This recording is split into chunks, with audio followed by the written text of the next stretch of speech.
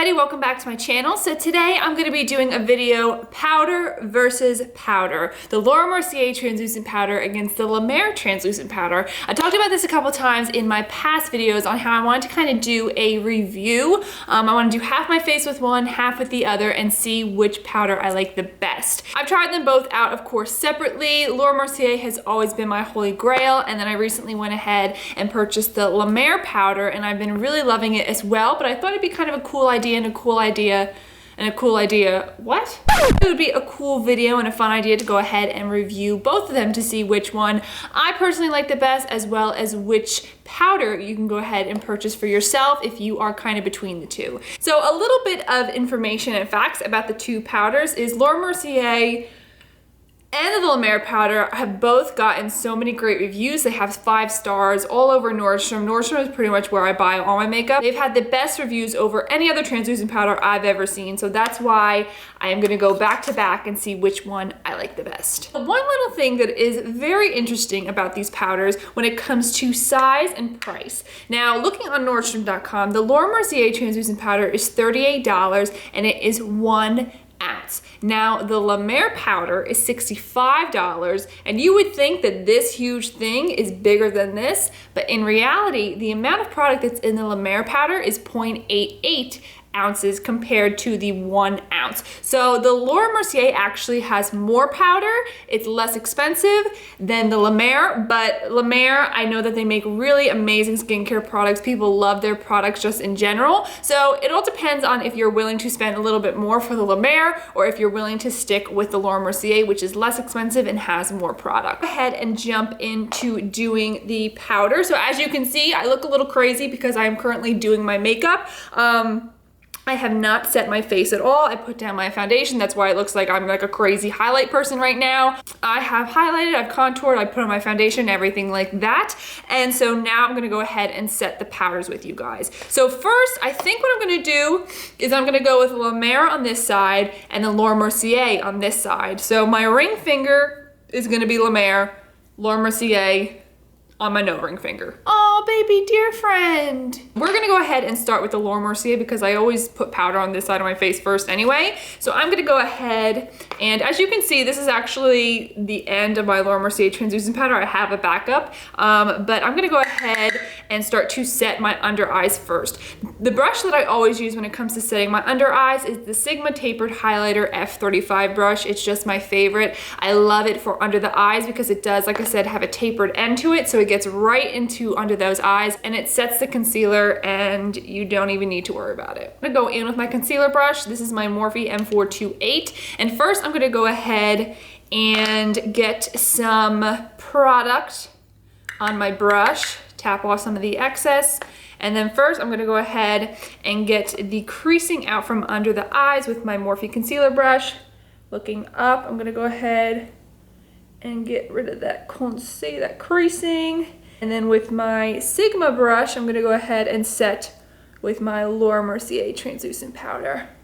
When I set, I always go ahead and kind of press it into the under eyes, because if you just dust it on, it's not gonna give you the, it's gonna actually make your foundation, your concealer, it's gonna prolong the life of it, because if you just dust it on, it's just, I mean, I like to dust like the rest of my face, but when it comes to my under eyes, my forehead, my chin, my smile lines, I like to press that in. I'm gonna go ahead again, press all over, get a little bit more, press, press, press, press. Now with my smile lines, I'm gonna kind of get rid of the creasing, go in with some more powder, and set all of that.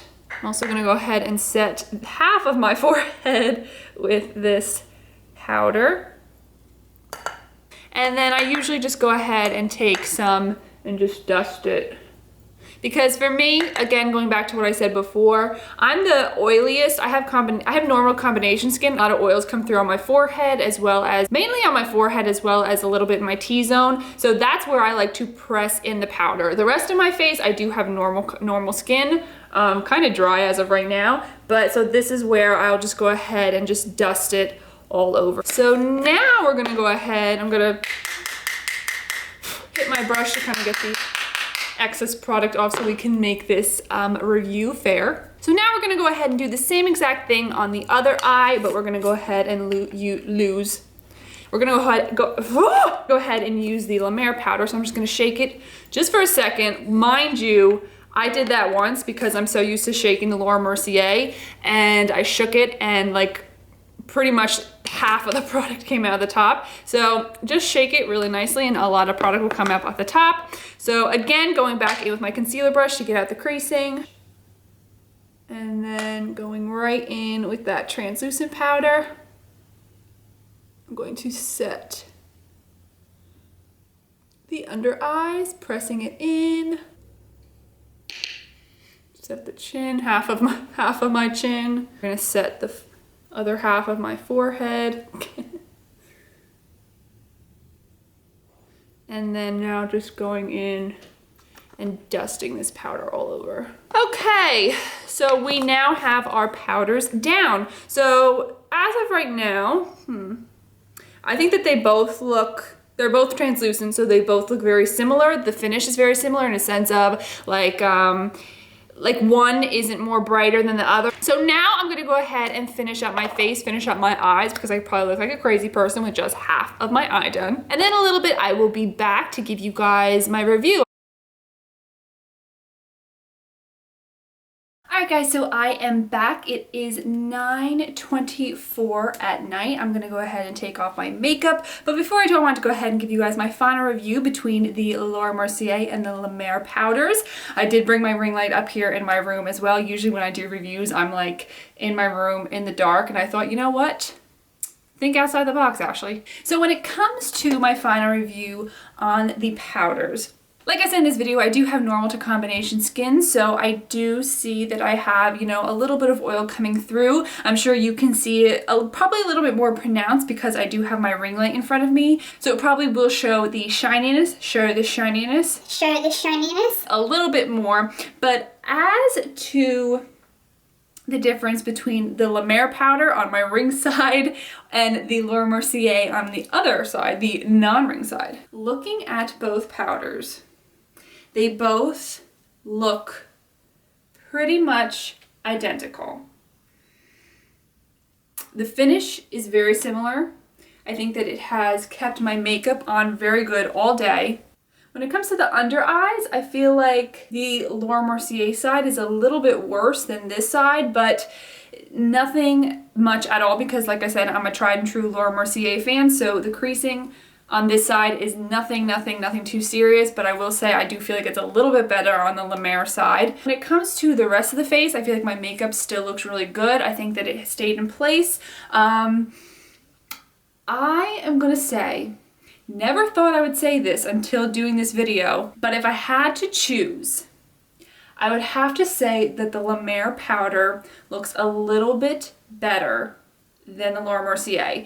And the big factor for me when it comes to that, like I said, the under eye over here looks a little bit better. This side has a little bit of creasing, this side is a little bit less. I mean, my under eyes do crease as is. I have very creasy under eyes, but it's less on the La Mer side than the Laura Mercier. And I will say probably the biggest deciding factor for me is the fact that my smile lines do crease really bad because I am smiling, I'm talking all day and everything like that. I feel like the creasing on the Laura Mercier side is the tiniest bit worse than on the La Mer side. So I think that the finish looks a little bit better over here. Nothing, I mean, again, I'm not saying that the Laura Mercier is horrible because it's my tried and true holy grail, but I do feel like the La Mer powder looks a little bit better. I think that if you are interested in getting the La Mer powder and trying it out, I definitely would. But if you don't want to spend $65 for less product than the Laura Mercier, I would definitely stick with Laura Mercier. Again, it's always been the powder that I have used in pretty much, I think, actually every single one of my tutorials here on my channel. So the winner of this challenge is probably the La Mer, but I would say on like a scale of 1 to 10, it'd probably get a 5, and the Laura Mercier would get like a 4.8. So I hope you guys enjoyed this video. If you did, please make sure you give it a thumbs up. Let me know in the comments down below if you have any other products that you would like for me to compare, and I'll give you guys my 100% honest opinion about that. So again, I hope you guys enjoyed this video. I will see you in my next one. Bye guys.